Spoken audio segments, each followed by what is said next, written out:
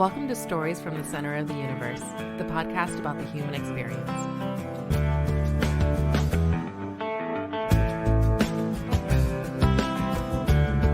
Jeff Bloch, welcome to the Center of the Universe. Thanks, Paul. How you doing, buddy? I'm doing great, man. We talked a few weeks ago, and I'm glad we're able to record tonight. I guess we should mention that you and I connected through John Watts. Yes, my Aussie buddy.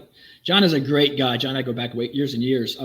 He wanted to get into lemons racing, and he started off with us racing lemons cars, and then he and his friends formed their own team. That's what usually happens. I form a lot of new teams in lemons by people coming racing with me, saying this is awesome, and then get their own car, do their own thing. So he's a fantastic dude. Lemons? Tell me more about lemons. So 24 Hours of Lemons is a race. It's a spoof on Le Mans in France, and it's an endurance road race like that. But the premise here is $500 cars. So you're taking beaters that are lemons cars. You know what I mean? They're just junkers. Right. And you're racing the crap out of them. Some of the races are true 24 hours. Some of the races are all day Saturday, all day Sunday for like 16 and a half hours total racing. But I always say it's the most fun you can have legally with your clothes on. And I mean that. Like, it is a hoot. It's an absolute blast. And the judges, they encourage creativity over just raw speed. So not looking for, Tony Stewart to come out there, whip everybody's butt in some cheater fast car. They want people to get creative and make really cool cars, have really cool costumes, like theme it up, just come up with cool stuff. So that's what we love to do. And so when you say lemon, does it look like a beater from the outside, but the engine's good, or engine could be bad too? Engine could be bad too. You're buying a $500 car, and that's what you have to start with. Now, you can make it as cool as you want to make it, as long as you're not making it faster in the process. If you're trying to cheat it up, you want to buy a crate motor and throw it in there, you're going to get penalized a ton of laps, so you won't actually finish well in the race. But if you want to do what I did, like take an old Toyota van, cut the body off, and replace it with a Cessna airplane body and just make it ridiculous, they're just going to love it. So you're fine. Okay, got it. We're going to come back to that whole thing and your nickname, and you've got quite a bit on the internet. Your nickname is Speedy Cop. There's a ton on the internet about you. If you ever want to see interesting, and you being our listening audience, if you ever want to see a lot of really interesting four-wheel things that at least are lemon race legal, maybe street legal in some cases too. They are. Some are street legal. Yeah. And these are really over-the-top vehicles for your listeners. For example, the upside-down Camaro, literally a Camaro that races upside down. The airplane car, the helicopter car. I've got a VW, I call it the Trippy Tippy Hippie van, and it's actually a VW camper van that drives on its side. So just the absurdity level is really high. I love to do one-off stuff that no one's done before. I love to melt faces and just wow people. And this gives me, I'm also really overly competitive, so this gives me a chance to build something super creative and then race the crap out of it. No, that's awesome. All right, so let's explore what led you to that by starting at the beginning. Where were you born? So I was born, actually, grew up in South Jersey. And then I was 13, I guess, moved to upstate New York. And I was up there working on dairy farms and stuff, going through high school. And then went to college in Florida and then Louisiana. And then went from Louisiana back in 2000 to D.C., where I worked for the U.S. Park Police ever since. All right, so you kind of bounced around the eastern half of the U.S. growing up. When you were, whether it was Southern Jersey as an early teen or upstate New York on a dairy farm, how did you spend your free time? I was always building something different and fun. We were a large family with not much money. So there's 9 of us kids, and all 11 of us, my dad made like $8 an hour to support the whole family. So we had to make our own fun. So that's how we learned to do things, just be creative. I'd make a 35-foot seesaw by cutting down a tree and put it between a fork of another tree, and we'd have a blast with that. I used to build tree houses with log bridges like 30 feet away. And we always had a good time. We always made our own fun. Out of 9 kids, what number were you? Number 2. Oldest boy. Number 2. So you were leading the charge in a lot of ways. Yes. I was the instigator. My mom would say I was a handful, but I was always like rounding everybody up to do something fun and cool, and they always enjoyed it. The older sibling, sister or brother? Sister. Yes. Okay. All right. So you're the oldest boy. Yes. And I'm sorry to ask this. How many boys out of the 9? 5 boys and 4 girls. We had our own ball club. Yeah, you could play. 9 of us. That's right. You could travel anywhere and play a baseball or softball game. And we did. We traveled all over. In fact, the whole family, all 11 of us, went to China for 8 months on the mission field. We smuggled Bibles in from Hong Kong and Macau for 8 months, 1988 to 89. Yeah, it was wild. That is extreme. I was a smuggler in a communist country as a teenager. Wow. Yeah. What was the idea? You were going to convert some folks? Yeah. I mean, over there, they're imprisoning Christians and burning their Bibles. And we were like, they actually hand copy Bibles over there at the time. So we were smuggling in like physically on your person, like you would smuggle drugs or something. You're smuggling Bibles in. You get caught at the border, you're okay because they take them away, give you a receipt. But when you're caught in the country, it's a problem. So we had to be really slick about it. It was fun. It was always a challenge. You thought it was fun. Did your 8 siblings think it was fun? Oh, yeah. Yeah. Really? The littlest, Emily, she was probably 3 or 4 at the time, and she was adorable little long blonde curls, little girl. And they called her Gunjai, which means little doll, and they just loved her, like the Chinese people. Like they all have black hair and dark eyes, and here she is, this cutie with light eyes and light hair, and they just fawned over her. And you guys were there for 8 months. 8 months. Yep. Wow. And your dad or mom, they could pick up and leave like that with the whole family? So yeah, we raised a bunch of money. They had their own business for a while, drying flowers, and we did the New York City flower show, and they sold a whole bunch of flowers, made some money to go over there, and our church helped us raise some funds. And like I said, 8 months on the mission field. The cost of living over there is really cheap for us, and we don't do anything extravagant. We weren't in a nice hotel. We were in a little house that we ran out in the country, and our neighbors actually lived in like rice. They worked in the rice paddies all day, and they lived in little bamboo huts. Like that was their life. Yeah. Wow. That's amazing. So in a lot of ways, you have learned a lot about mankind just by going halfway around the world. Yeah. And you live in other cultures, you have so much more appreciation for what you have here. And people really need to get out and experience that, because it'll just blow your mind how other people live and what we take for granted every day. No, that's absolutely right. All right. So when you were in high school, were you continuing the building of things, or were you diverted into other things? No, I mean, I worked, but I built stuff when I could. I got my grandmother's old car, and I didn't know at the time I had a unicorn. I had a 1967 Chevy Chevelle station wagon. I haven't seen one physically since, like literally not a one. I saw one on TV once, but that doesn't count. In person, I haven't seen another. But girls hated it because wagons weren't cool yet. And it was an old rust bucket. It was like 3 gallons of Bondo in that car. I spent months in the barn just chicken wire and Bondo trying to hide the holes in this thing. But it was a cool car because my grandma drove it off the showroom floor. It was a straight 6.3 on the tree, the old column shifter. Right. And then my sister, my mom both learned to drive on it before I did. So it was a family heirloom kind of thing. And by the time I got it, it was just not much left. It was just upstate New York, rotted the car out. My dad didn't believe in washing cars for some reason, and the road salt just ate it up. So it was a cool car to me in high school. But like I said, the ladies didn't like it at all, and it was a rough old car. I wish I had it back. I really do. When did you know you were really into cars? At a very young age. I guess my uncle, he has a collection of antique cars, or had, and he got me into cars. He had a Model A with a rumble seat, and that's where the trunk opens backwards, and it's actually an extra seat. So they used to call it a mother-in-law seat because you put her in the trunk, you know what I mean? But he took me when I was like 5 years old on a parade, and I rode in that rumble seat, and I just thought it was the coolest thing in the world, and I've been hooked on cars since. That's awesome. All right, so you got into law enforcement after school. Well, actually, let's back up. Any stories from college?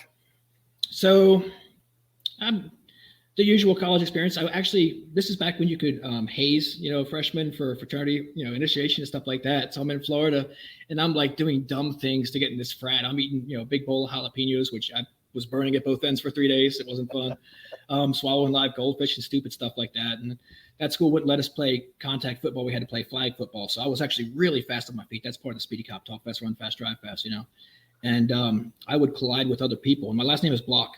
They call me Blockhead, but not because my last name is Bloch. It's because when I hit other people and they would get laid out, and I'm like, oh, I'm so sorry, dude. Like, it's find your front teeth. I'd feel so bad. It'd be an accident, but yeah, I would get in there quick, sack the quarterback before they knew it was happening. So it was really fun. That's cool. All right. So when did you know you wanted to get into law enforcement? I was in South Jersey, probably 8 or 9 years old, and this state trooper was trying to find his dog, and I offered to help him. And we looked all over for his dog, and I don't even remember finding the dog. I just remember him giving me his state trooper ball cap because he was appreciated my help. And I wore that thing as a little kid with pride. I want to be a cop since. So, that's all it takes to put that in, somebody's mind at a young age like that. And here I've been a law enforcement officer for 26 years and counting now. Yeah. You mentioned New Jersey State Police. Their uniforms are very unique. Their uniforms are unique, and they're usually kind of hard asses. I mean, it is what it is. They're the most paramilitary of any police organization I know of. I mean, they make other states, look like they're soft, but it's one of those things where they say they write their own mothers and stuff. But anyway, this guy was super duper nice. And I know some others that are super nice too. I just know they have a very strict academy where they really get grilled. Yeah. I mean, I think that's a good thing. As a citizen, I want my police officers to go through some tough stuff so they can be as good at their job as possible. You don't want Barney Fife in every patrol car. That's for sure. Definitely do not. I don't want to ever encounter Barney Fife. All right. So you finished going to school. Did you get into law enforcement right away? I kind of did. I was still in college in Louisiana, and I was working as a police officer there in Louisiana. And then I graduated from college there, and I was looking for a federal law enforcement job, and I was working for the time for Department of Energy at an oil reserve site. outside of Baton Rouge, and got the job for U.S. Park Police and went there in 2000 and haven't looked back since. That's good pretty federal unusual, law enforcement right? job. To get a federal job, basically, I mean, not right away after school, but pretty close to right away, it sounds like. Not that unusual. I had a bachelor's degree and experience in law enforcement, so it wasn't that unusual. But yeah, it's really competitive. I mean, I think right now it's between 10 and 30,000 applicants for like 15 or 20 spots when they open up. So it's a tough job to get into. So you got to score well and, be in good physical shape and stuff like that. That's unbelievable. Oh yeah, it's very competitive. Wow. I have a good buddy who's U.S. Park Police. He hasn't done it for a while, but I guess he did maybe 8 years, and then he's been local law enforcement since then. He said you can work in D.C., New York, and San Francisco. Is that still the case? That's correct. Yep. And so tell me more about what the Park Police does. So it's a really cool agency. It's very historic. So it was started by George Washington, 1791. And we were just a park watchman then. And then since it's evolved into, basically we do state trooper type work on the highways. We have parkways in and out of cities like DC. And then we have like city police work in DC itself. And then we have like the the national park areas in the environs of DC and Maryland, Virginia, and New York, and then San Francisco.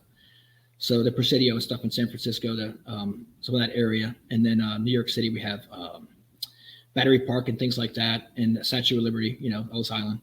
And then in DC, we have like a third of the DC area. It's a huge geographic area. Why did it not expand past those 3 locations? So National Park Service, we fall under them. They have law enforcement rangers everywhere else. And for some reason, the U.S. Park Police just wound up in those 3 cities. Okay. Yeah, I'm guessing as things change over time, really got a foothold in DC, it sounds like, with a third of DC, and then a pretty strong foothold in New York and San Francisco. And then the winds blew in a different way, and other authorities, I guess, laid claim to other parts. And there's so many places in DC where you're tripping over other law enforcement agencies. I mean, you have the FPS that runs around, you have Capitol Police and Secret Service Uniform Division at the White House. And we have like outside the White House fence, we still have jurisdiction inside of it, but they have primary inside of it. So it used to be that Secret Service wasn't trained in doing crash reports. So I would get called onto the White House lawn when somebody bumped a presidential limo with a Park Service truck or something like that. And I would tease those guys, hey, I thought you were cops. You can't write an accident report? They'd get so mad. But I think they've changed that since then. We haven't been called back in there for that kind of stuff lately. Yeah, but it's a cool job because we get so many different experiences, so many cool things. Like I've led the president's motorcade, the president of the United States. That's a huge honor to me, I used to go when Bush was in office. I was in SWAT at the time, and I used to go with him every Saturday morning. He'd go out to Beltsville, which is a Secret Service training facility, like a half hour out of DC, and he'd ride his mountain bike. He was a PT stud. People didn't realize what a PT stud he was. When he used to run on the south lawn of the White House, Secret Service couldn't keep up. They had to switch agents out because this guy is the president. He's not a young man, and the young agents could not keep up with him. He was a stud. Good for him. Yeah, he'd go to Beltsville, and I'd be the tail car, and this is kind of cool.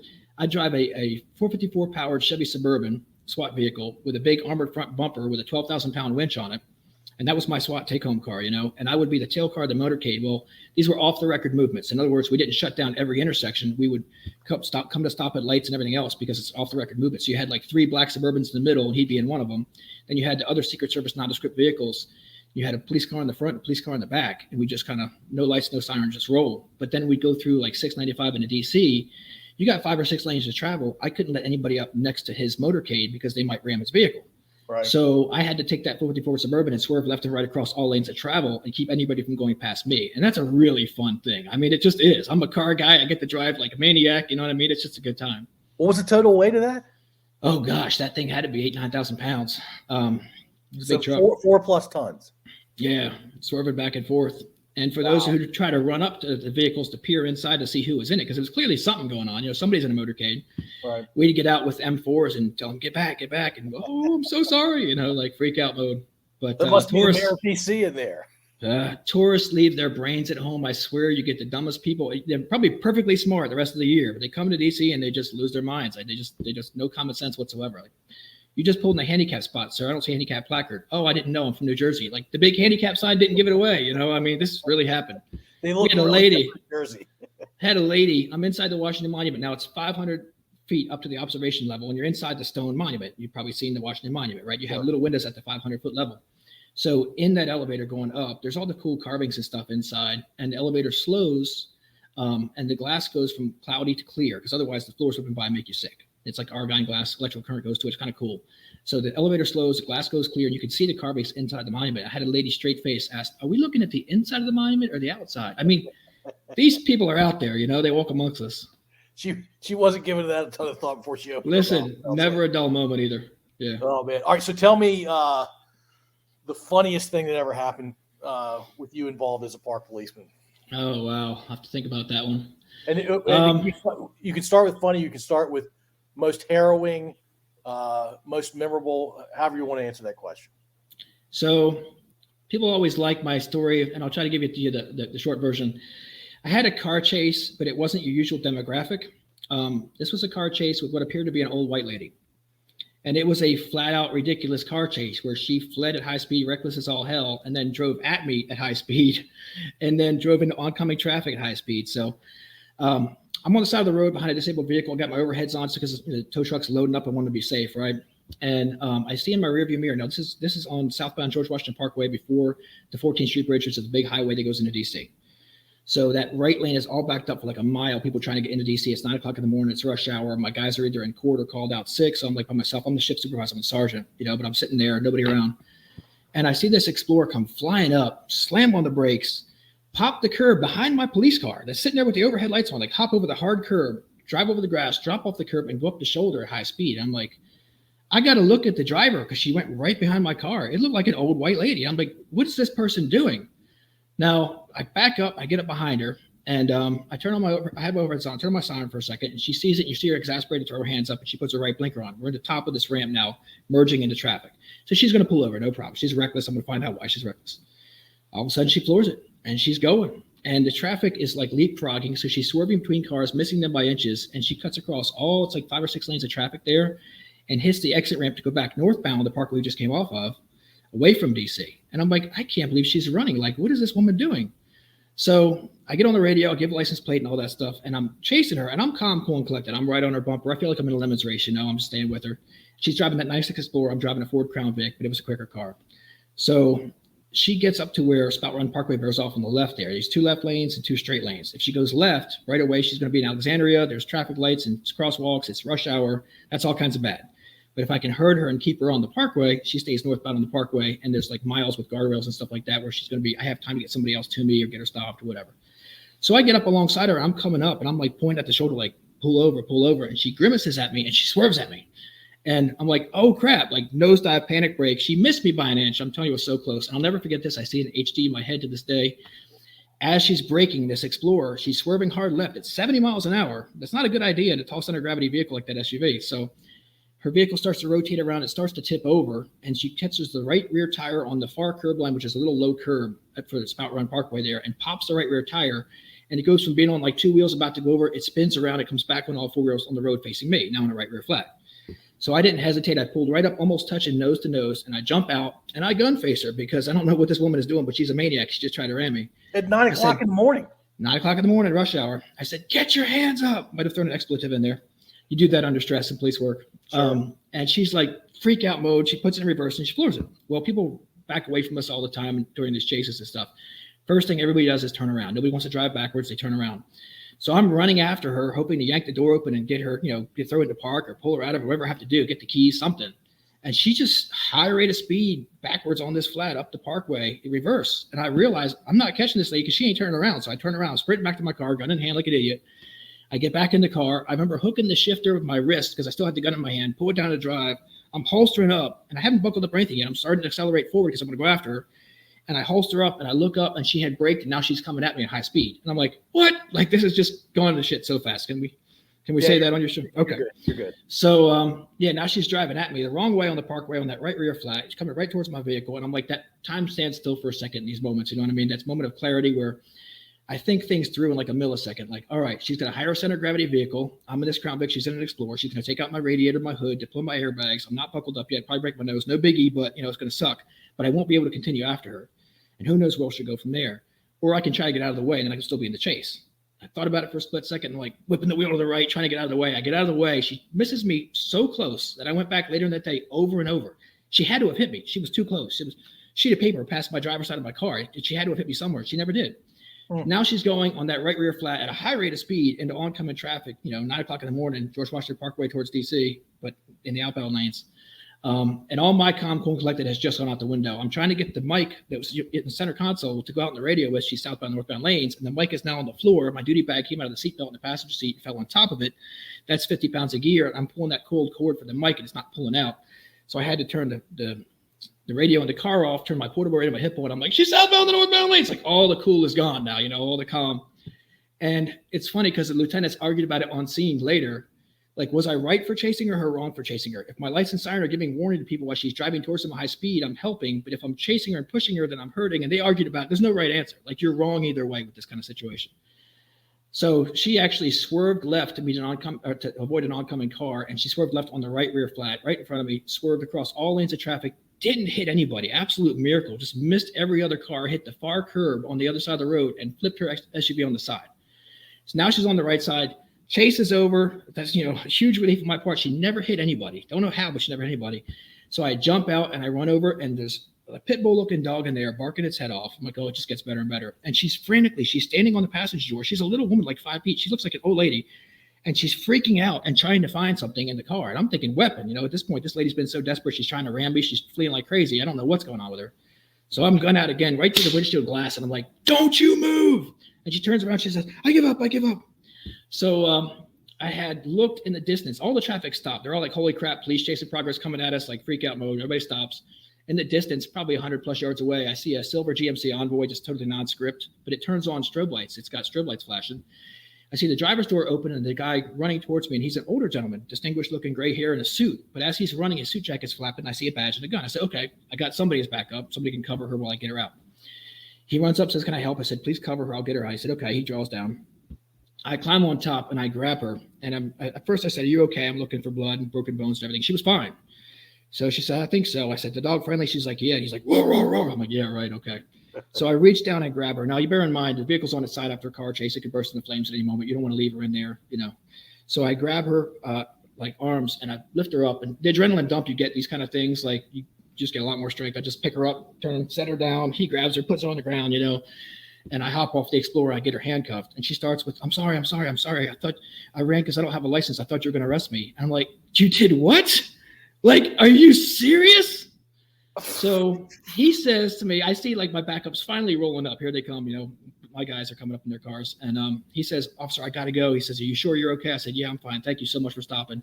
He says, here's my card. If you need me to testify, I'm happy to. And he hands it to me and I look at it. Deputy Director of the FBI, Counterterror Division. That guy probably hasn't pulled his gun in 20 years. You know what I mean?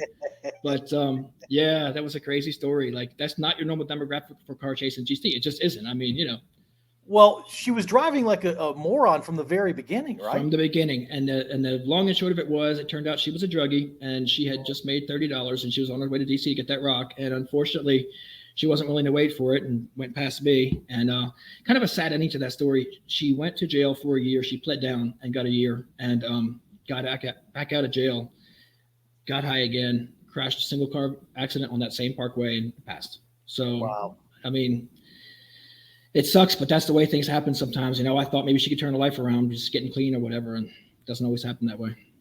Yeah, you would think being in jail or prison for a year, that would help you get clean, but I guess some habits are hard to break. Kind of a sober ending, but it's an unusual story. I mean, that's not your normal car chase story. I've had lots of crazy things happen in law enforcement, and that was pretty wild. That is, I've never experienced anything like that. All right. So what about heartwarming? Like you felt like you really saved the day kind of thing? There's been a bunch of those. I always knew I'd get that call where I rushed the pregnant lady to the hospital, and I went 20-something years before it happened, but it finally did happen. That was cool. There was a suicidal person on a bridge, and I went, and there was no longer anybody on the bridge, but I did see a vehicle nearby, and I thought that might be the person. I went up, talked to them, and they were despondent, and they had been on the bridge thinking about jumping, and they talked to me for a long time. I've always tried to break down barriers. I've always tried to break down race barriers. Always try to destigmatize people's perception of law enforcement, because in DC, for a lot of people, we're the enemy, and for some of them, I'm the wrong color and I'm wearing the wrong uniform, and I'm an enemy right off the bat. And I want to change that perception completely. I want them to see that we're normal people just like them, that we care, that we're there for them, not against them. You know what I mean?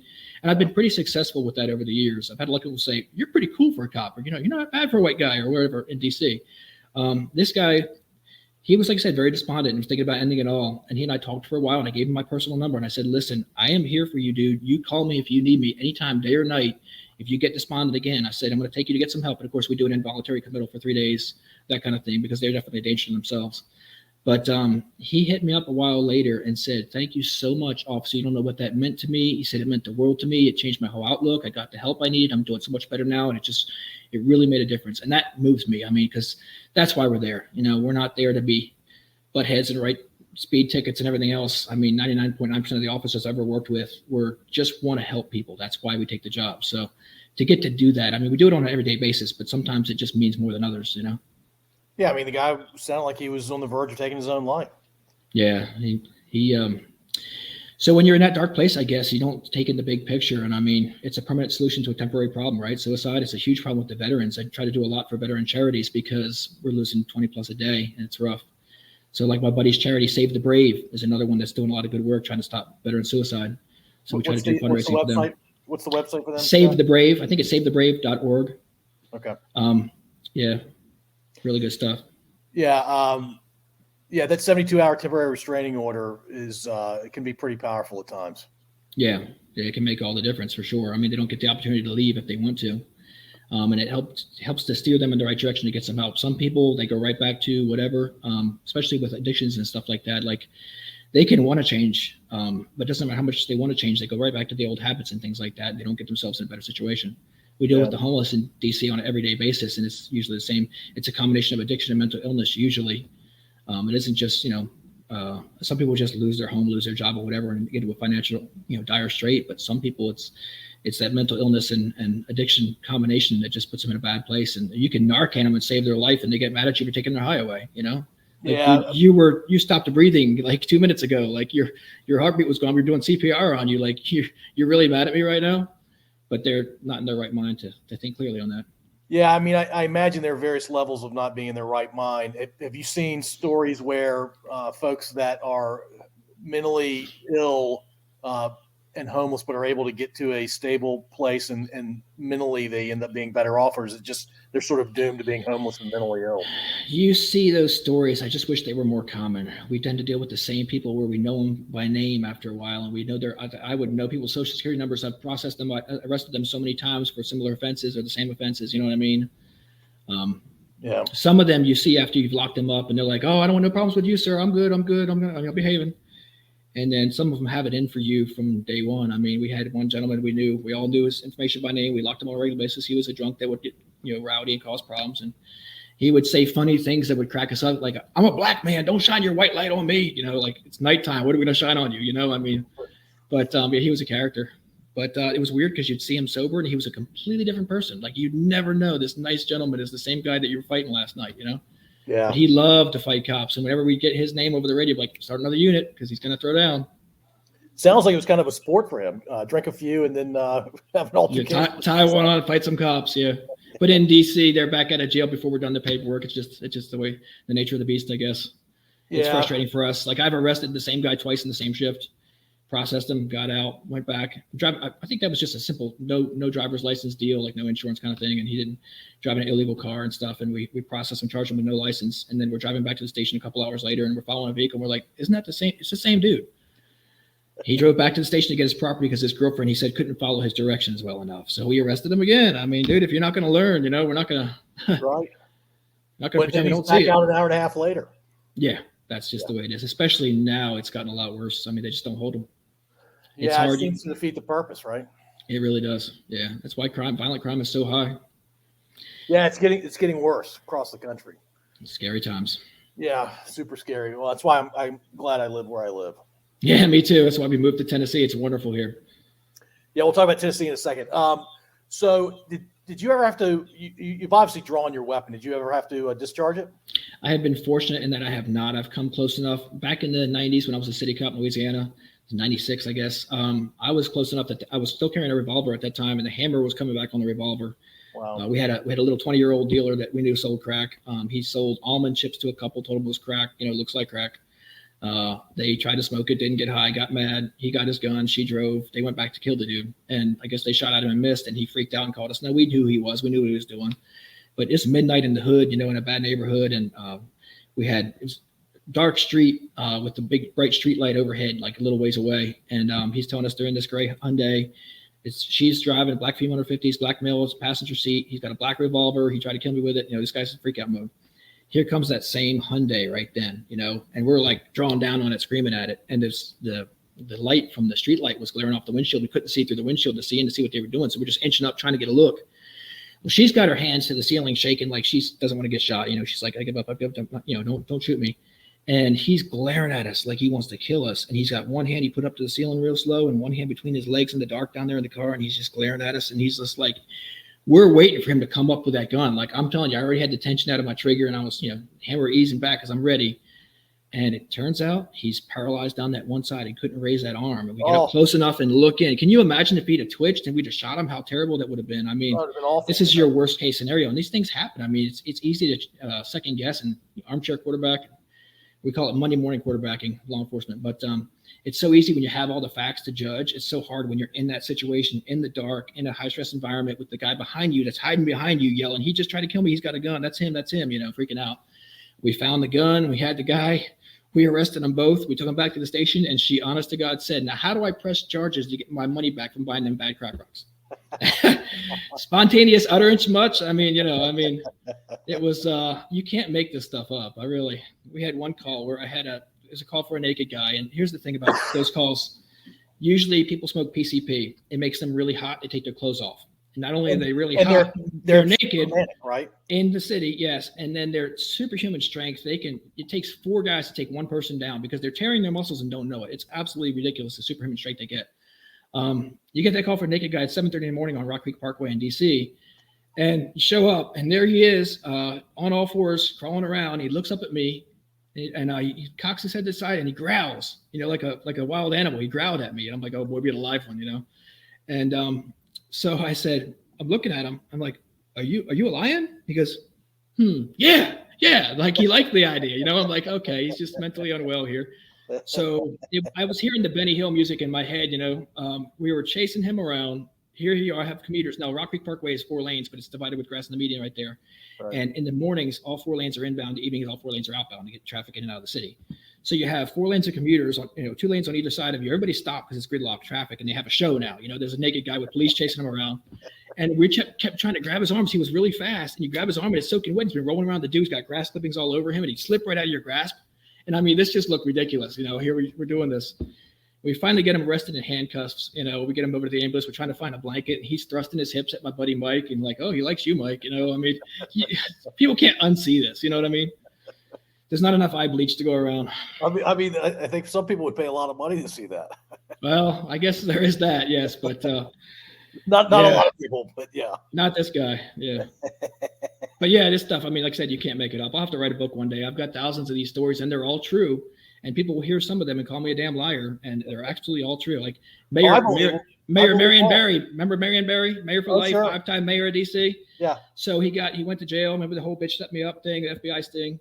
Yeah. So he goes to jail, gets out. He wants back into politics. They love him. He's a rock star to them. So he ran for city councilman at large. I want to say it was 2002.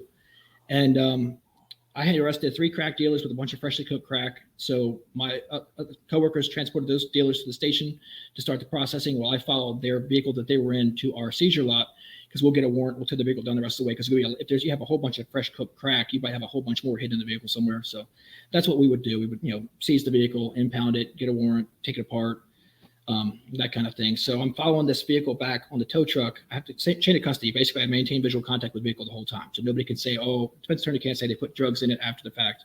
Right. And in front of our seizure lot, which is a warehouse district in the middle of the night here, is this Jaguar with the headlights on, the engine running, the guy passed out behind the wheel in the middle of the street. And Barry, so it started off with the old, do you know who I am? I'm going to have your job. Okay, sir, that's fine. I don't want my job anyway. And then it was, I said, the dog's coming. He said, let's call the dog. Let's make a deal. Let's make a deal. But long and short of it, the next day, I didn't even arrest him. Like, it was a minor quantity of narcotics, and we just let him go. The next day, he's on CNN saying that I planted drugs on him and framed him. And I'm like, I was so angry because I'm like the most stand-up guy and the most, my word is my bond. Integrity is so important to me. And this guy's saying I planted drugs on him on national TV. And I'm like, that's just like, are you serious? And did he say your name? No, he didn't. He just said U.S. Park Police. I don't think he remembered my name, but the city council that he was running for city councilman at large, which is like the most prominent position because you could kind of roam around. And city council said, well, if you weren't doing drugs, then you want to prove the officer wrong, just take a drug test. He goes, no, I'm just dropping out. That's it. 2 years later, he runs and wins by a landslide. No mention, you know what I mean? No mention whatsoever. So wow. But I remember when he was on the council again after being arrested for that. That's what? Yeah. Only in DC. Right. He was hugely popular. I'd see him walk around the streets and stuff like that, and people just doted on him. They loved him. So he probably had some redeeming qualities, I imagine. I'm sure he did. But calling me a liar on national TV didn't warm him to my heart at all. So, anyway. Yeah. All right. So let's talk about Speedy Cop and your unusual cars. What was the first one you built and what inspired you to build it? I got to think back now. I've done so many of them. All right. Let's go early years. What was one of your favorites? Sure. And I started off doing like just ridiculous cars. Cut the body off a Nissan Pathfinder, put big tires on it, make called the Swamp Thing. It would go anywhere. Basically 5-passenger ATV, before side-by-sides were a thing. Then I took a Dodge Spirit, folded it in half and drove it around. The back half folded over the front half and slammed on the brakes and rolled it end over end on purpose. And these were like viral videos at the time. When viral videos were a new thing, it was break.com and a few others, I guess. And then we did the Acura half car where I cut an Acura Legend in half. It was a V6 automatic. Put the gas tank on the passenger seat next to me. So you literally just had the engine and 2 front seats, and I would floor it across my yard in reverse and just stand on the nose doing a wheelie backwards. And it was really fun, and that's been done since. But a lot of these things I was like pioneering, Right. And then we did a pop-up camper race car in New Hampshire in 2011 at the NASCAR track. So the race officials had inspected the car for safety the day before, and it was literally a pop-up camper body on a little Suzuki, and we made a race car out of it. It just looked like a pop-up camper. So the race officials were good with it. They said, we need numbers on the doors because you only have the camper. The only camper in the race is you, so you don't need to put numbers on it. So there's plenty of campers in the paddock. So a race paddock, you have the track workers come in on Saturday for the race to start, stuff like that, and they don't look at the campers in the paddock. So they're out there waving the caution flags. Now, Lemons races, they have a rolling start. You'll have 100-plus cars on the track, and all of a sudden the green drops and just balls out racing. We're going around with the caution flags, waiting for the race to start, and I pull on this track in this pop-up camper. Now, it's got the tongue on it with the hitch. It looks like it only has 2 wheels. Like, we did a really good job of disguising it. It looked like a pop-up camper that came off the hitch somewhere and was coasting along. But it's driving itself around the track, and the jaws dropping, the eyes popping out, the flag stop waving, and the next lap around, everybody has their phone out trying to record it. It was a great visual gag.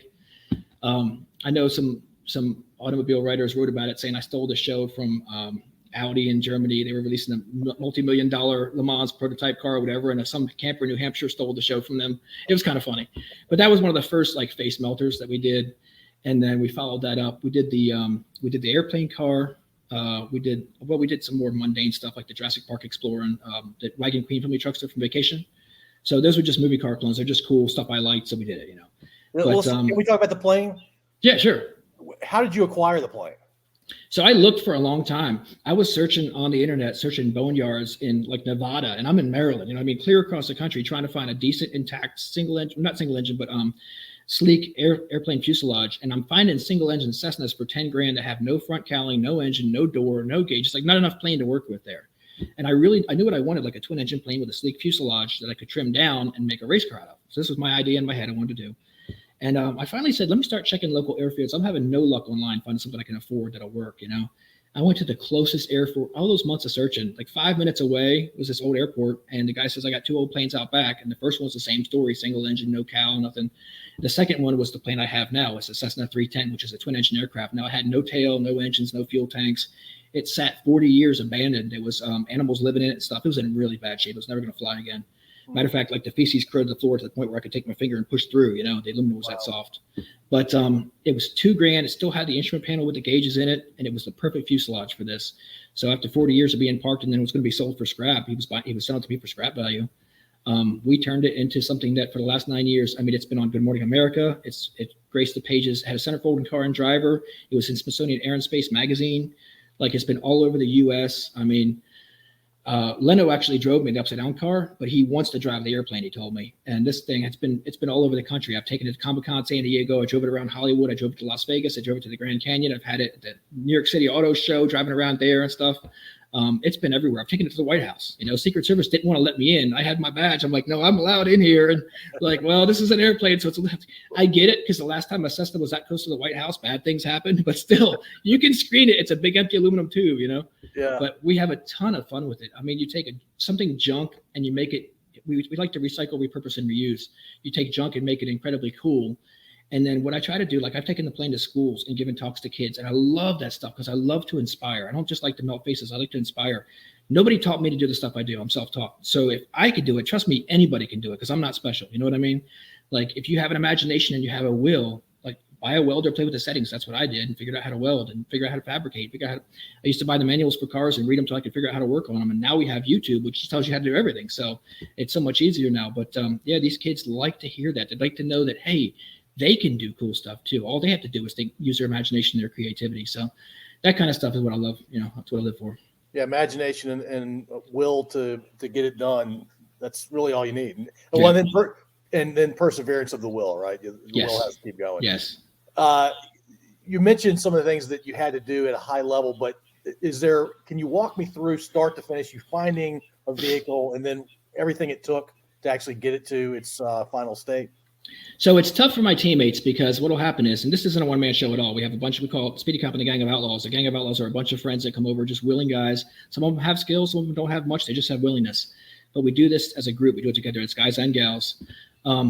What's tough for them is I have an idea in my head. I'll get this thing in my head, this bad idea that I want to build something stupid, ridiculous, over the top. And then I try to explain to them what it is and how it's going to work. And you get a bunch of face palming and why can't we just race the same car we raced last time? And I'm not that guy.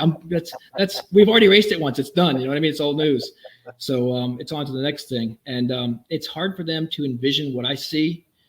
And then sometimes it'll be almost the end of the build where it comes together for them. Sometimes they can see it early on. And sometimes it's like, this ain't going to work, dude. Like we'll have arguments about it. Like, just cut fenders out on this, Camaro because it's going to make it easier to turn the wheels of the car underneath. Well, that's going to spoil the look. You want the look of a car that flipped, not the look of the car that was made to drive upside down. So for me, the visual gag is everything. So, but we adapt and overcome all the engineering challenges and we just figure stuff out until we make it work. Like I'll think in my head through how to solve a problem, sometimes for days or weeks, and then I'll go out and buy the right vehicles to make it work. Like the Camaro was a Festiva, and in my head, a Festiva would fit inside a Camaro. So in real life, it did. You know what I mean? Like you get a small car inside of a big car. It's just a matter of making it work. You know what I mean? Like it's not rocket surgery. But yeah. Do you have a lot of special equipment?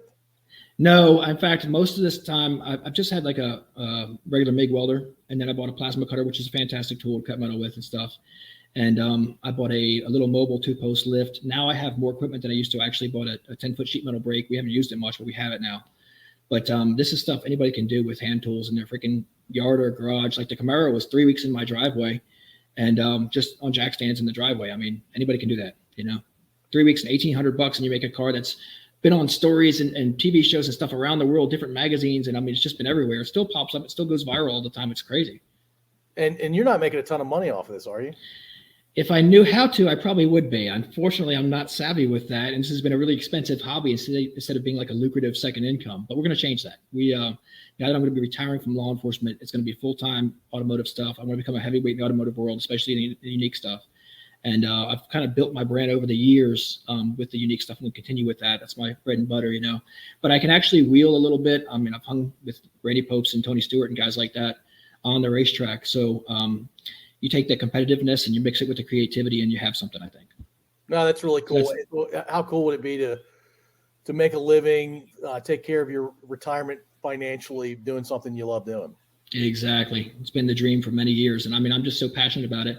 So we just built my dream garage. It's 6,000 square feet. It's a giant second mortgage really, but it's going to be worth it because, I could work in it the rest of my life. My commute's going to be 1,000 feet down my driveway, Yeah. We've got 20 acres out here in Tennessee. So the house is on top of the hill and the garage is kind of halfway down the hill. And then up at the top of the hill to get down to the garage, I've got an 810-foot zip line. So my commute is really fun. I mean, I'm a big kid. I like to have fun, so there's nothing wrong with it. It's maybe the quickest commute to work ever. And the most fun as well. Yeah, absolutely. Yeah. We had some friends over this evening and they were having a good time with their kids and all, just taking turns zip lining. It's the best thing ever for them, Oh, me too. parents with kids, you're the best neighbor ever, right? With that they love it. They love it. Yeah. Very cool. So I was checking you out online today, trying to find pictures of that just to get a feel for the things you built. And you had a discovery, a couple days ago? Discovery. Yeah, a car that was in the middle of nowhere. You gave the guy $600, I think. Oh, yes. So it's a 65 Mercury Colony Park wagon. It was on Facebook Marketplace, and I find a lot of deals on there these days. It used to be Craigslist, where people would just tell me about something interesting. I'm the guy that will knock on your door and say, "That old car in the back, do you want to sell it?" I do that all the time, But 65 Mercury Colony Park 9-passenger wagon, and I got it for $600. It's rough. There's no drivetrain. It's been sitting for decades, but it's such a cool car. Like, I'm thinking probably slam it to the ground, put a diesel in it with a stack through the hood and stuff like that, and just make it a rat rod. But that'll be like I'll play with it for a few minutes and I'll turn around and sell it and use it to fund the next project, because it's just one of those things where it's just cool to have for a minute. I'd love to keep them all, but the finances aren't there. You turn around and sell it and you pay for the next one. So. Gotcha. I was going to ask, do you keep any of them? I've still got the Trippy van, the VW van. I've still got the Pacer fishbowl, which is 2 Pacer back halves on a second gen MR2. So it looks like it's going no matter which way you're looking at it. And it's a really quick car. It's really fun on a racetrack. When you go out there and you beat some BMWs and Porsches, and you come back in the paddock and they're grumbling about getting beat by an aquarium. You know what I mean? Like, it's just fun. So driven in anger, it's a really quick car. I've still got the Cessna airplane. We actually competed with it last weekend in Bristol. Cletus McFarland's a big name on YouTube. Really cool guy. And he hosts that big, it's called Cletus in Cars, but it's a burnout competition. And it was a stadium super truck race, which I can't wait to get into. That's right up my alley. And then it's a Crown Vic, like road race, kind of like a NASCAR race, but with all Crown Vics and all guest celebrity drivers. You got a lot of big names. You got Matt from Demolition Ranch and Roman Atwood and all these guys that are, big names in the YouTube world and becoming big names in the car world now. And they're out there racing wheel to wheel, having a great time. So we put on a good show with the airplane. We actually did a burnout competition with a 27-foot Cessna, and the burnout box was about 40 feet wide. And the cars that were out there, they're half the size of my plane, were whacking into the walls over and over. And these are concrete Jersey barriers. I mean, it's just destroying cars left and right. And I was a nervous wreck going in there, because usually behind the wheel, I'm fearless. But that airplane, we have thousands of hours of work and hundreds of hours just in polishing. And it's so fragile and it's so long. And I mean, one touch of that wall and it's just destroyed. And I was dreading it. But I want to put on a good show for the fans. That's me. I mean, I want to always ham it up and entertain. So I get out there and I'm whipping that tail around as fast as I could. And we have 100 horsepower. It's a joke. I mean, it was barely making any smoke off the tires. But it was hands down crowd favorite, I do believe. I mean, hearing everybody talk about it the next day and then seeing all the videos that popped up online since then, people just raving about the thing. It's going viral. So just doing a burnout competition, just whipping the thing around in a little tiny box. And, this is a build that's been around for 9 years now. It's been in magazines and everything else. But it's a gift that keeps on giving, because it's not only street legal. We put thousands of road miles on it. It gets 30 miles to the gallon. Like, it's a reliable, economical vehicle to drive. And it's a face melter everywhere you go. You get, oh, my gosh. I'll tell you a quick story. Atlantic City, years ago, my brother and I was a seat in the back of it. So I'm driving in the front. There's a seat in the back. My brother's right with me. It's 11 o'clock in the evening. We're going to Atlantic City to play cards for an hour or two. We have a family in Ocean City, which is just up the beach from there. And I'm driving the airplane. Now, if you get a block away from the casinos in Atlantic City, it's a bad neighborhood. It's all pawn stores and liquor stores. And kind of the Drakes of society, strung out and hanging out there and everything. And we stop at the light right there, a block away from the casinos in this bad neighborhood. And this guy comes out to me, and you can see he's fried. Okay. This guy has done a lot of drugs in his lifetime, and he's clasping his head and he's freaking out. And he's like, "Did you just come from outer space?" And I'm like, straight face. Yep.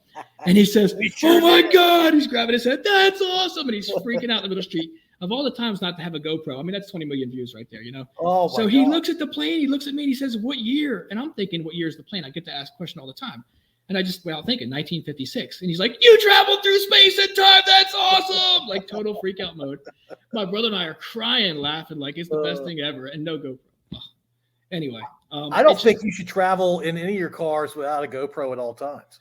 You're right about that. I'm just bad about it. I just don't think about it. I just go out there and do stuff. And later it's like, if we had video, that'd been such a viral success. You know what I mean? Like, so now I'm trying to refocus. I'm trying to get video stuff. I'm trying to get stuff up on my YouTube channel, which has been dormant for years, unfortunately. We've got millions of views and we've got thousands of subscribers, and we need to grow that to make it become an income. You know what I mean? Because there's some money in building unique vehicles, but there's a lot more money in the social media and the video and stuff like that. So we're going to do a YouTube show. We're going to, like I said, I had the contract for a car show for a while. Pulled the plug on it. We could always revisit that, and we certainly have the ability to make it a great show. But I think doing it ourselves and not having somebody try to script the drama, because you watch some of these car shows and you see right through it. It's like, okay, they're saying their lines. I don't have the patience for that stuff. That's not my That's not what I want to do. I want to inspire people and create and make cool stuff, and not have the nonsense bickering and all that. Do it all on your own, man. Don't bring anybody else in to produce it. It's your baby. You should own it start to finish. And I think you'd make a really good living doing it, man. Thanks, brother. I appreciate that. Yeah. All right. So I'm going to go to your list. We had talked about an outline or a handful of things that might be good to talk about. There's a mention of a male grizzly encounter. You want to tell me about that? So I've had a lot of interesting experiences in my lifetime, and a lot of them. Some of them are just random as hell. Some of them are cool. I've actually gotten to rappel 600 feet down the face of the Hoover Dam as a SWAT training exercise on a single line rappel. That's cool stuff. Most people don't get to do it. The grizzly was my buddy's dad in Louisiana back in the 90s. He somehow had a permit for an adult male grizzly in a cage in his yard, a big cage, big bars, and we were allowed to play with it through the bars. We're not allowed to go in there. He would go in there and play with this thing like a big dog. He'd roll around with it. This is a grizzly. It's 1,000+ pounds in wintertime and like 750 in the summertime in Louisiana. This is not a normal habitat. And his name was Max, and we would scratch him like behind the ears and under the throat, and he would chew on your arm like a puppy, but he would be gentle. He was a big teddy bear. He got my elbow of my right arm, and I'm right-handed, in the back of his jaw one day and decided to clamp down. And I'm seeing stars. It was excruciating, and I know it's about to come off. Like, this bear is now taking my arm. He got a taste for it, and it's going. And I'm trying to stay calm because last thing you want to do is freak out and start yanking when he's got your bone clamped in his teeth, Right. I said, Max, let go, Max. Come on, Max. Let go, Max. Let go, Max. Let go. And he let go. And I'm like, oh, thank God. I had the biggest teeth marks all up and down this arm you can imagine. I was like, all right, I'm done with you. That's it, because it hurt so bad. He had the joint like in his back teeth. But these are things like, I'm sure it'll be fine. And then, wait a minute, it might not be fine. Hindsight's always 20/20 in it. It is. I probably would have gotten nowhere near that bear, but you and I are different people. All right. So you gave Jon Stewart a hand up. What does that mean? So I actually put Jon Stewart, when he had that rally in DC with 500,000 people in the National Mall, it was a rally to fight fear and or sanity or something like that. I forget what it was called. It's a long time ago. But he had 500,000 people. He was the host. It was his rally on the National Mall in DC. And there was a lot of celebrities and stuff there. And I'm a horse-mounted officer at that time. So I'm in the backstage area on my horse, and we see Jon Stewart, and we say, hey, would you like to get on the horse, take a picture? Because we used to be able to do that. We used to say, hey, hop on the horse, take a picture to people. And he's like, I can really? Like, he lit up like a little kid. He's maybe 5'6", I would say. He's a little guy. Yeah. And so I gave him a boost up, and he hopped up on my horse, and he was just grinning ear to ear, happy as could be, took pictures with us, stuff like that. And it's just a really cool experience because, I've watched The Daily Show for years and stuff. He's a great comic, great actor and all. And to actually meet him and get him, like, I put other celebrities on my horse, Michelle Kwan and people like that over the years, actors and actresses and stuff. It's funny because I put some NBA All-Stars on my horse. Was it Grant Hill and Chris Paul? Grant just said, don't hurt me. And Chris was nervous as hell. I'm like, dude, you jump higher than this for a living. Like, what's wrong? Because he just wasn't comfortable on the horse at all. But we just take it for granted. We do it day in and day out. And for people, that's way out of their comfort zone, Yeah. Horse is probably a new thing for those two guys. Yeah. All right. I have to ask about, hold on. Yeah. I sent you a bunch of just random factoids. So yeah. I was definitely going to ask you about your Mary encounter. Mm-hmm. Sorry. Why do you have metal in both your legs? So car accident back in '89, broke my right femur. I've got pins the full length of my right femur, and then church league softball, which actually takes out a lot of people because we think we're young and athletic and we're playing church league softball, and we're actually middle-aged and slowing down. But anyway, I slid into home plate. Again, I was really quick on my feet. I was safe under the tag as the glove came down. I slid in. My cleat caught the edge of the plate, and everybody heard pop, pop, and both my leg bones snapped. And so they're like, safe. And I'm like, ow. And they're like, you all right? I'm like, no. Can you walk it off? And I get up, and like my foot's upside down and backwards. I'm like, oh, that can't be good, So I've got titanium in my left ankle as well. So it slows me down a little bit on rainy days, Yeah. Do you the metal detectors sound off when you walk those? Sometimes they do, but at least my scrap value is going up, right? Yeah. Nice. All right. So you had an encounter with Sharon Osbourne and potentially one with Kareem Abdul-Jabbar. Tell me about that. So I'm on the horse. I'm on the National Mall. I see Kareem Abdul-Jabbar, and he's talking to some people. And again, there's a bunch of celebrities. He's still backstage at that Jon Stewart rally. And I wanted to take a picture with Kareem. And I'm like eye to eye with the dude. And I'm on the horse, and the horse is fairly tall. Like, this guy is so tall. It's crazy. I'm just normal height. I'm 5'9", but up there on the horse, I usually tower over everybody. And Here he is, I'm gonna take a picture with him. And he's like eye to eye with me. And I'm waiting. He's talking to a kid. And I'm gonna wait, be patient. And Sharon Osbourne comes up, and she's an absolute sweetheart. She really is. And she talked my ear off for like 10 minutes. And I just had really engaging conversation, really cool lady. And then I look up, and he's long gone. I'm like, oh, well. So I said, you want to get on the horse, take a picture? She's like, no, but I'll take one with you anyway. So she just came up next to the horse and took the picture. But real sweetheart. Yeah, I think I'd rather have the picture with Kareem, but that's a great picture to have with Sharon Osbourne. Yeah. The impression I have is she's a really sweet person. How is she married to Ozzy? I just don't get it. That's part of her charm, I think, right? Maybe so. I don't know. All right, you had an encounter with Bob Barker on the set of Price is Right. Yeah, I mean, just normal touristy thing when you're on The Price is Right. And Bob Barker used to come down the aisle, and he would high-five everybody on his way down. So high-fived him. We're on the third row, and my brother actually got picked and went up on stage. Now, I grew up watching The Price is Right. I loved the show, and I'm competitive. So I'm always like, I would research prices to try to get stuff right just watching the TV. So now that I'm there and have a chance of being picked, like I'm ready to go. I'm up to speed on everything. So I told my brother, who doesn't watch the show, if you get picked, turn around, look at me. I'll tell you what to bid. So he gets up there and he's all excited. He forgets to look at me and he bids the wrong amount. He doesn't get the first thing. He bids on the second thing. He turns around and looks at me. And everybody else had already bid. I said, $1. He said, $1. Yeah. So he bid $1. So he won that. It was like a shed or something, like $5,400 worth of stuff. And then he's in the Showcase Showdown, or not in the Showcase Showdown, but he had to spin the wheel, So he grabs it and he spins it real hard. And Bob says something about him, almost breaking it or whatever. And then he's up there like hoping to win it. He gets like 80 cents. Somebody else gets like 85. So he's out. So he's down now. So then we're sitting there. We're in the third row still. And they come to the actual Showcase Showdown at the end of the show. And there was a guy and a lady. And the lady bid her amount. And then the guy looked around the audience. I locked eyes with him. I said, 18,000. And he said, 18,000. I said, yes, 18,000. He said, 18,000, Bob.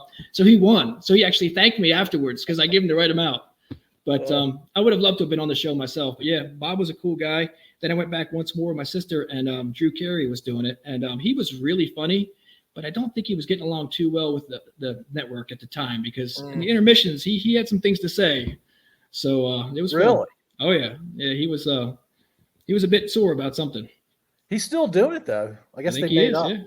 Yeah, I haven't watched the show in a while now. I just don't have time for that stuff. Is it hard to get into that show or pretty easy? It was easy the second time. It was hard the first time. It was one of those deals where you get in line the day before and you're in the street all night, literally standing in this line, hoping you make the cut. You know what I mean? And then now I think it's an online deal. You try to actually, it's like a raffle system or something. You try to get tickets. Yeah. Wow. I'm a big fan of this next guy. I'm very curious how you made him laugh. Chris Tucker.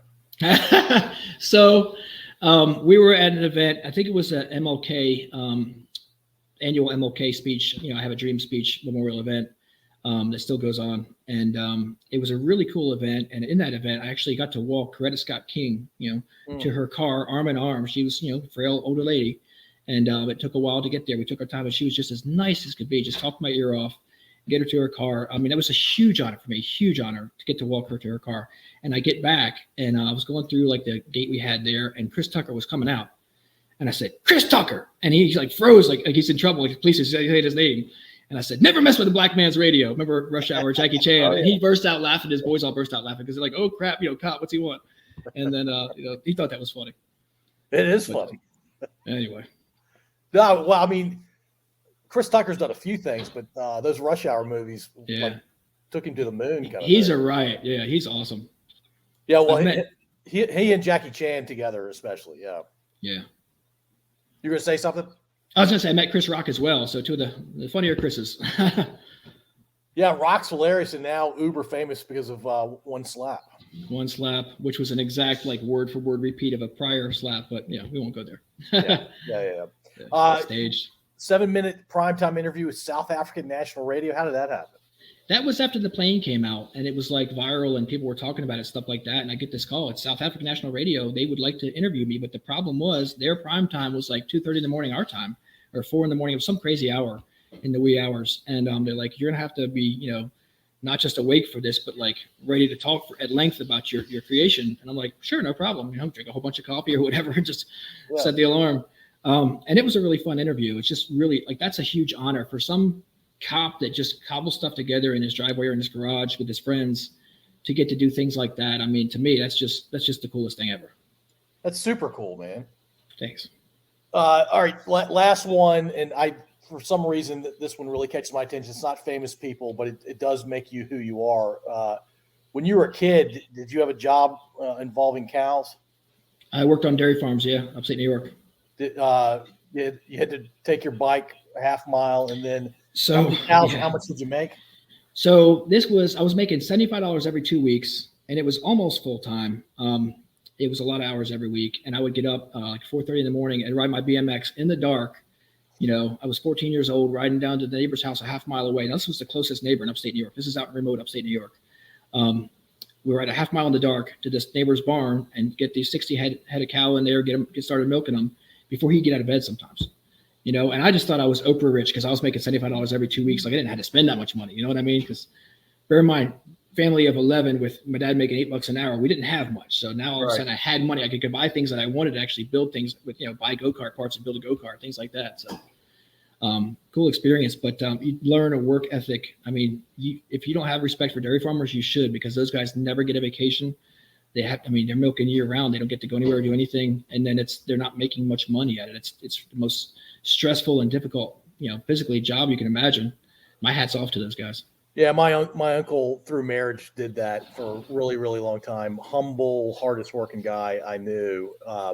And look, there are people, you and I are roughly the same age. There are people our age that can't fathom how much work dairy farmers and farmers in general put into their work. And I'm going to sound old when I say this, but kids these days can't even begin to imagine. No, I say the same thing. I'll be 50 in a couple of weeks, and it's not the same, for the most part, from what I've seen, the same work ethic that we were taught. You know what I mean? It's kind of, what can you do for me instead of what can I do for you, or how can I help?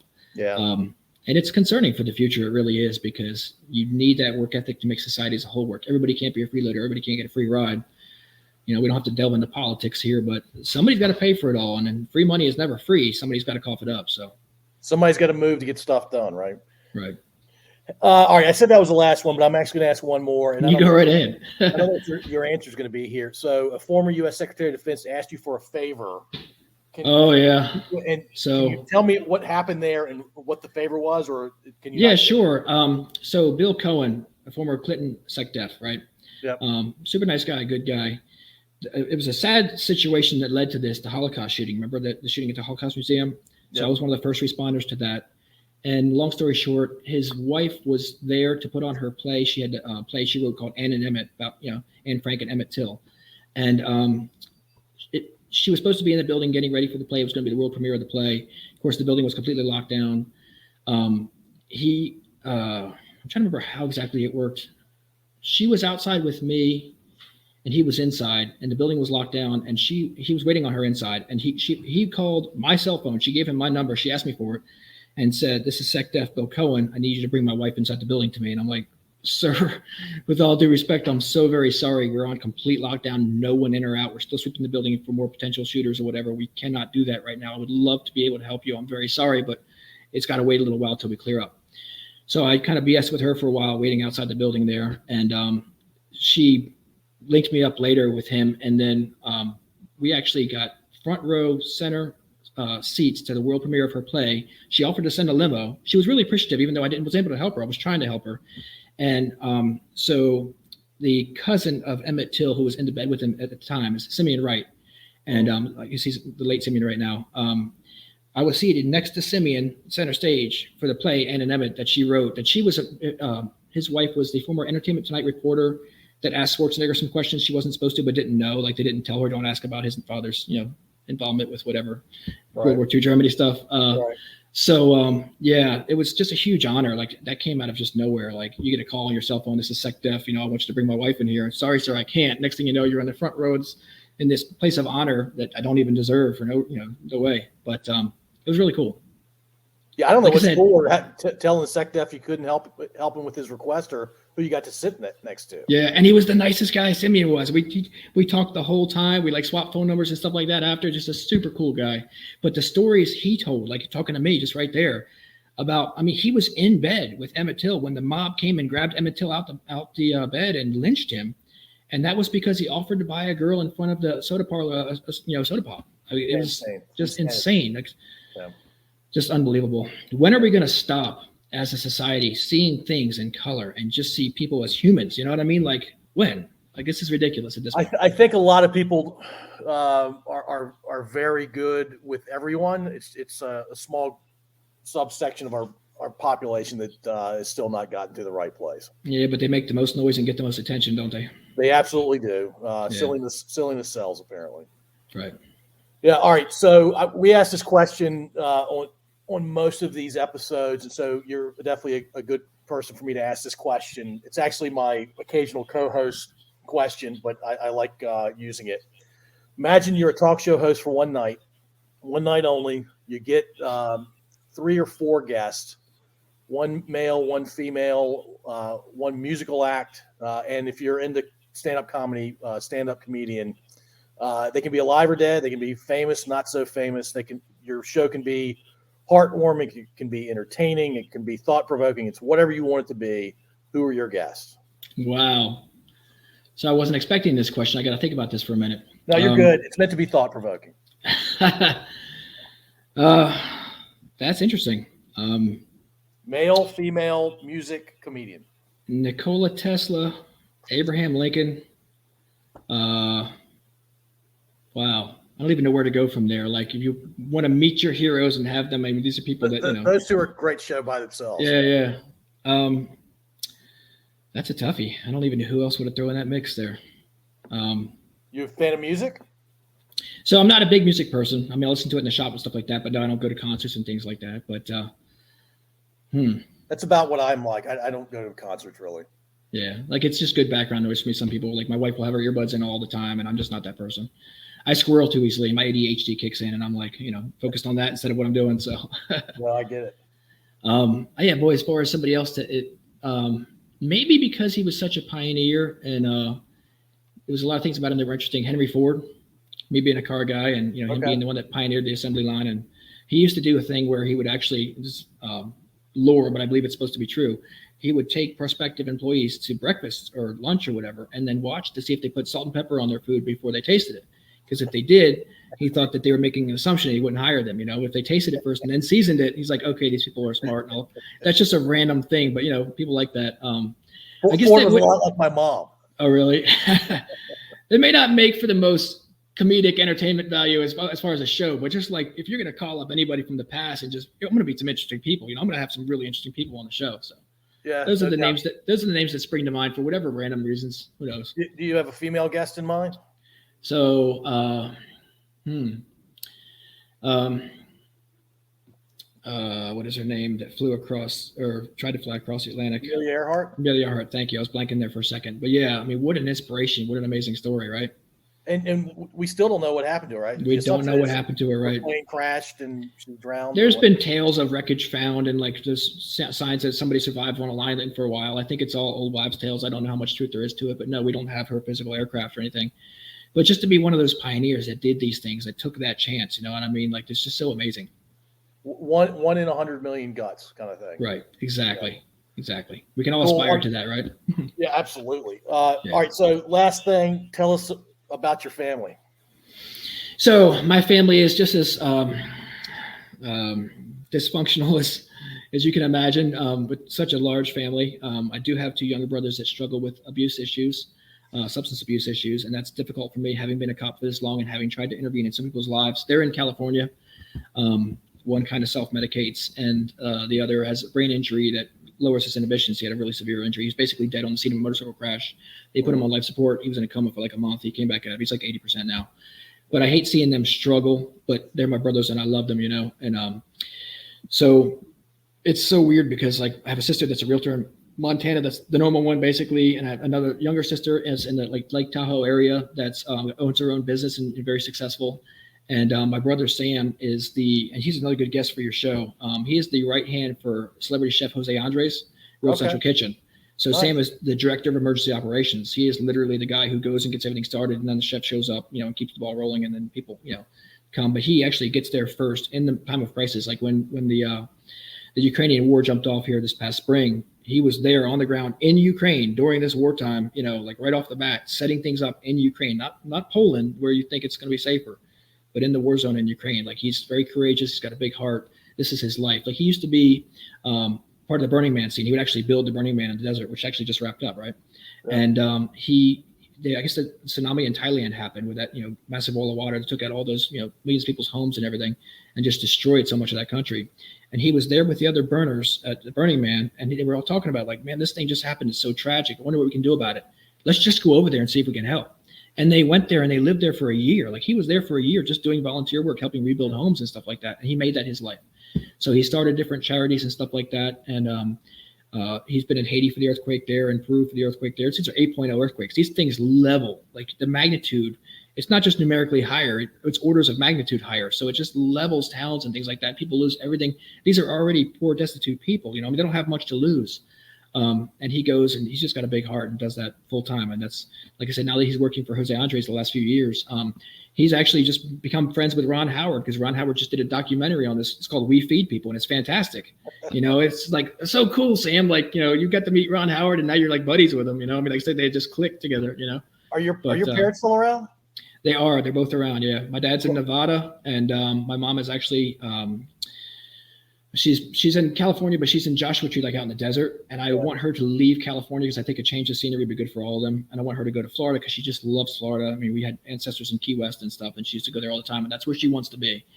But she's in her 70s and she's still working full time as a dermatologist. And she needs to semi-retire and go where she wants to be instead of just continuing to grind in California, because she's not young enough now to work as hard as she's been working. And she can do that profession anywhere.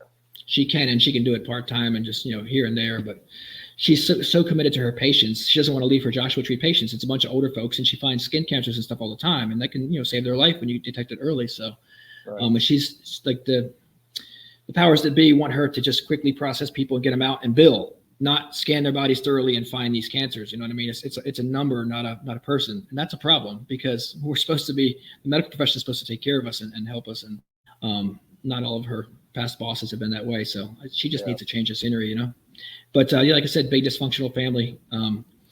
Wouldn't trade them for the world. We've always been close. We're still close. Tell me, you're currently married, right? I am married. Been with my wife for 25 years. Yep. She's the love of my life. She's amazing. Coming up on our 24th wedding anniversary. She's my rock. I mean, this woman puts up with so much crap. You know what I mean? I'm the guy that goes and spends the mortgage money to buy the next project that we can't afford right then. And then we got to figure out how to make this happen, and she supports me through and through. She tells me she's my biggest fan, I mean, she's amazing. She really is. What's your wife's name? Jamie. Got it. That's, I have a buddy who listens to these before we publish them, and he puts the summary notes out together. And he always asks me, make sure you get the spouse's name. Yeah. Yeah. Trust me, this stuff wouldn't happen without her. She's also the financially savvy one. She's the smart one. She's the saver. I'm the spender. So she tries to keep me in check. Sometimes she loses. Sometimes she's successful. But it's a good balance. It is a good balance. The yin and the yang, right? Right on. So you're going to be 50 in a couple of weeks. So what? The next 25, 30 years, you're just doing Speedy Cop stuff? My plan is, as long as I can still take a breath and move around, I'll be doing dumb stuff with cars and competing, and that's just what I love. My goal is to form a YouTube show where I build unique vehicles and then I compete with them in all different motorsports. I've been very blessed, I guess I should say. I've had tremendous success in different kinds of racing. Endurance road racing, I've been successful. I used to do stadium tough trucks. Like I was saying, Robbie Gordon started this stadium super truck thing, and you've seen them, right? I mean, this is like perfect for me, this sport. I want to get into it. I realize 50 is not the age most people get into that kind of a professional racing series. I think it's made for me. I really do. I used to compete at these tough truck competitions and monster truck shows.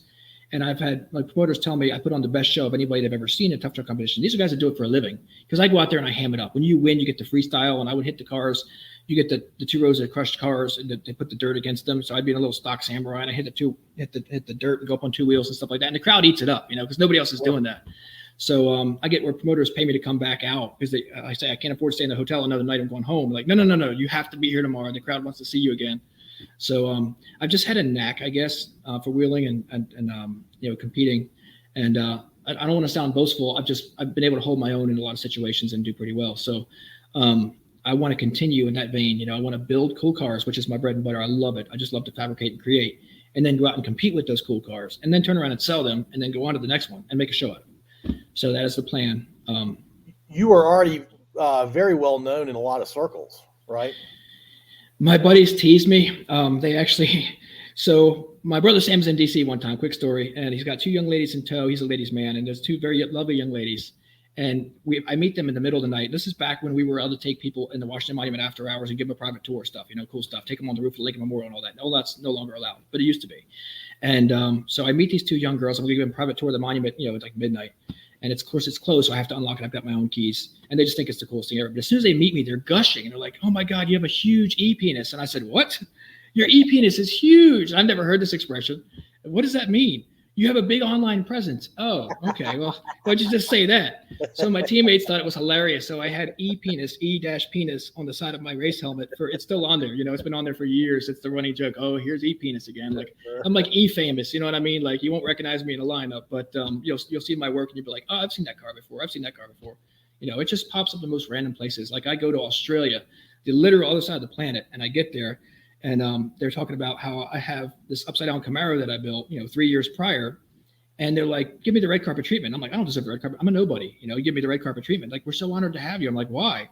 Well, because we've been following your stuff for years. We think you're great. I'm like, what? Like, I'm nobody messing around in my driveway. You've been following me on the other side of the planet here for years. That's the coolest thing.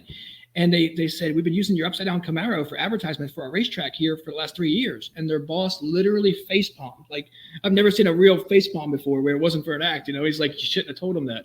And I'm like, no, I think that's amazing. Like, here I am screwing around in my driveway for 3 weeks, 3 years ago. And you've been using the pictures of that car for advertisements ever since. I've seen it like in Nissan dealer commercials. They don't have rights to it. They just take it off the internet and use it. You can go after them, but it's such a losing proposition. But to have your stuff be iconic is really cool. And to have it be copied, I've had a lot of my stuff copied, and that's really cool, I believe. The upside down Camaro was copied with the upside down trucks and vans and stuff. You've seen them around the videos. The airplane car has been copied multiple times, once with even the same model. The sideways van's now been copied over in Europe. It's good to be a trendsetter, I think, right? I mean, good to be original. Hey, YouTube channel, and you start telling people that the channel's there. I think it explodes, man. I hope so. Speedy Cop, all one word. Look it up, folks. Give me a follow online on social media and stuff like that. I'd really appreciate it.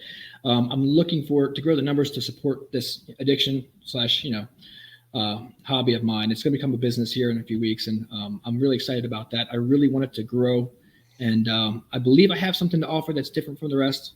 So, like I said, give me a follow online. I appreciate it. Well, if you listen to this episode, I think the listening audience will agree with you. All right, last thing. You've raced against John Watts, right? Oh, yeah. Has John ever beaten you? Oh, no.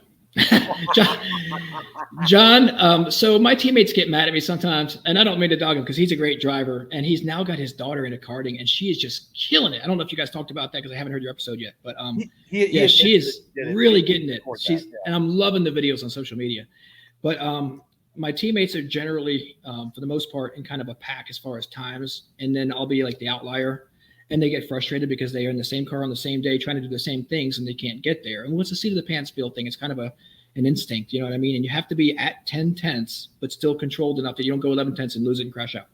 So, and that's a tough balance. And we all make mistakes at times on the track. I've gone 4 wheels off in a big way in New Zealand in the middle of the night in a pouring down rain in a Mustang at 100 miles an hour and thought I was going to die because it's something that we cobbled together and it's now in New Zealand in dark. And trying to power through this, what's a sand trap, basically, to stop the car in a hurry so you don't hit the wall and die at the end of turn 1 there in New Zealand, Hampton Downs. And I just kind of rooster-tailed it, stayed in the gas right up to the edge of the wall, powered through the sand because it's so mucky and it's pouring down rain. I can't see anything. And I go across the wet grass. I get back on track. And because it's the middle of the night, the flaggers didn't see it. So if they didn't see it, you don't get black flags, so it didn't happen. So heart pounding, like I almost totaled the car. And I get back on track. I'm waiting for the black flag. And it just didn't happen.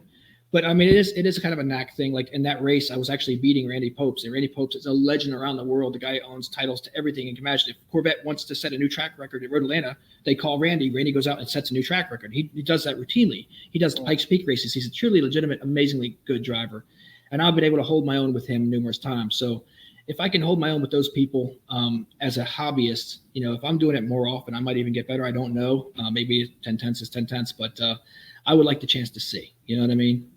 And NASCAR guys are drafting 12-year-old karting champs and for looking to groom them for future NASCAR races and stuff like that. They're not looking for 50-year-old washed-up guys like me, but I want to go out there and compete anyway. So I'm thinking maybe fun. I am having fun. Yeah, I'm thinking That's maybe awesome. These stadium super trucks is where it's at.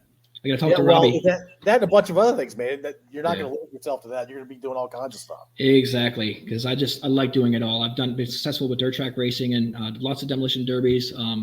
Like I said, road courses, drag racing I did for years and years. I enjoy all this stuff. Anything that has 4 wheels sounds like. Anything that has 4 wheels. I've never got into the bike thing. I ride bikes, but I've never got into like motorcycle racing. I've just seen too many people messed up too badly, and I have just as much fun driving a car. So yeah, I'm broken up enough as it is. I was going to say, sounds like 4 wheels are not as necessarily safer than 2 wheels, but right on. Right. Cool. Well, hey, Jeff, awesome, unique story that you have. I really appreciate you joining me. I wish you nothing but the best with YouTube and everything else in general, man.